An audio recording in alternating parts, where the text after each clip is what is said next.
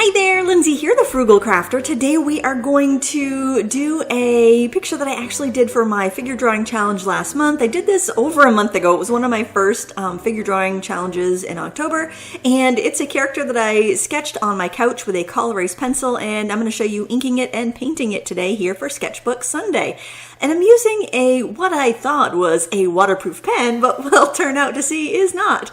But it's a sepia marker, and you can get these 3-packs on Amazon. They're really lovely pens. I would say they're kind of water resistant, but not waterproof. Maybe if I heat set them, I would have had better luck, and I could have sworn I used these before and they didn't bleed on me, but it could be that I just didn't wait long enough. So what I was thinking with this illustration was that I was drawing kind of like a fairy or like a female Robin Hood. I love the idea of like the kind of fold over Robin Hood boots and the fringe top and the, that type of cap that Robin Hood wears with a feather in it. And I just thought that would be kind of like a fun redesign of a character, making her female and just kind of having fun. Look at the quiver with the arrows. There's just a lot of really fun design elements here to work around a figure. I did kind of like hot pants instead of like a skirt or something, and I did kind of like a crisscross lace up fly there, and I mimicked that crisscross there or repeated it on the boots as well. I'm using my Lucas watercolors to do the skin, and you're probably noticing now that my lines are bleeding, so I was kind of freaking out a little bit. I was like, oh no, what am I going to do? But as you probably remember, in October I did a challenge where I drew a different figure every day, and I did not have time to do it over. So I was just going to roll with it, and that's great. Honestly, I think that when we make ourselves, like we give ourselves a challenge and we give us not quite enough time to complete it, it really forces us to just do it, to just start and push through. So like, it's not, if you had double the time, yeah, you could have tore out that page, you could start it over. But I think when you have to work through those the problems and the mistakes, you become a stronger artist, because then on those times where you just don't have time to do it again, you figure out ways that you can overcome the problems. Now, the one thing I realized during this month of drawing excuse me, the human figure, was that I really liked using the Lucas watercolors for figures. Another thing I really liked was taking points of contact. So like it might be where the feet are touching the ground, or it might be where the hand is kind of like flinging off into air, adding splashes. I think that just added a lot of life and vitality to my artwork. So it's something that you might want to try if you're feeling like you just need to add a little bit of flair to something. I'm using some sap green and also some phthalo green on the outfit there to just give a little variety. I like that when you do the green on green, wet and wet, you get kind of like a suede-y appearance, and I think that like a felt or a suede just looks accurate for a Robin Hood type costume outfit type thing. It was really fun to design the clothing for this. I took some inspiration for the figure from a figure drawing book. I will post a link to that. It's wonderful. It just gives you tons and tons of poses for kind of fashion figures, and it comes with a CD-ROM that you could actually print out them if you wanted to, and the book does give you permission to trace and use the imagery however you want, although I just drew it by hand. And I'm using a 9x12 Arteza sketchbook. I like how I can kind of work back in anywhere with the watercolor, add blush, blend it out, and add some muscle tone, add some shading on the edges of like the arms and legs and the stomach to give it kind of that rounded cylindrical appearance.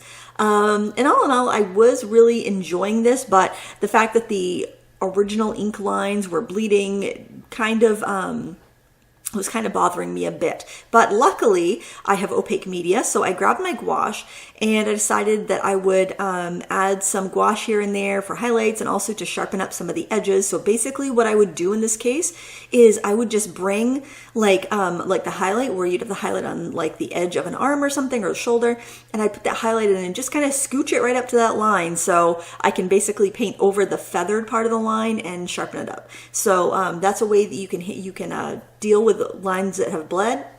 You could also use colored pencil if you have a nice opaque colored pencil, like Prismacolor is nice and opaque, or you could use pastel pencil, which blends really well. You can just do a little touch of a pastel pencil and then smudge it out with your finger. The nice thing about a pastel pencil, if you choose to go that route, is that it's very matte, so you don't get any sheen like you would with colored pencil. Sometimes if you're really pressing that colored pencil to get an opaque coverage, you're going to get a sheen. Now gouache also has no sheen. It's very matte, making it really ideal for this sort of work. And also if you're an artist that does prints, it will photograph really, really well. You don't have any shiny spots or any issues like that. Now, if you are doing mixed media and you find that you have some shiny spots here and there in your work, a quick fix for that is to use either some dulling spray or to use a matte workable fixative, and that will just bring everything back to a uniform sheen. Final fixative should do that as well, but it's just a nice way to get everything to have that uniform finish to it. Now, if you're framing it with a matte and under glass, it really shouldn't, you really won't see the differences in the gloss of certain areas, but just a few tips to keep in mind. Now, of course, watercolor and gouache, I'm not going to have any shiny spots on this at all, but I thought I'd mention it in case you were, facing similar situations. Just wanted to give you a few different ways that you could deal with it. Now, adding those suede dark shadows is excellent with gouache because it just gives you that really rich velvety matte finish. And you can mix watercolors and gouache together because gouache is simply an opaque watercolor. Now I decided to add some red flicking from the feathers. I thought that would be a nice kind of, just kind of a nice accent, kind of the red and green, they're complementary colors.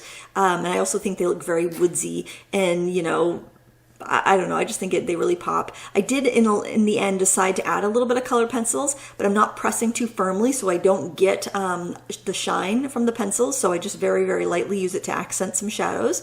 And then the texture of the watercolor sketchbook that I'm working on keeps it from getting too glary. Again, the Prismacolors, if you use them really light, you can get that texture of the velvet or the suede that I'm going for. Felt or suede actually is kind of like the textures that I'm looking for in this outfit. And just kind of brightening up and rosying up the skin a little bit here. This was so much fun to draw. Like I mentioned, I was kind of sitting on my couch and sketching the figure, and then I decided I would film it because it was kind of a different sort of at the time it was kind of a different sort of motif, and I thought it would be kind of fun to use sometime for Sketchbook Sunday. I actually have a bunch of different things that I've recorded when I was just doing them, just kind of playing in my art journal or sketchbook, and those will probably be upcoming in different Sketchbook Sunday time lapses because it's kind of fun. And then the final highlights were done with a white gel pen. These are the Uniball Signo white gel pens. I find it to be the most reliable, the least likely to clog, and gives me the most opaque white highlight. You can find them in, I think Michaels carries them. We don't have a Michaels where I live, but I believe they carry that.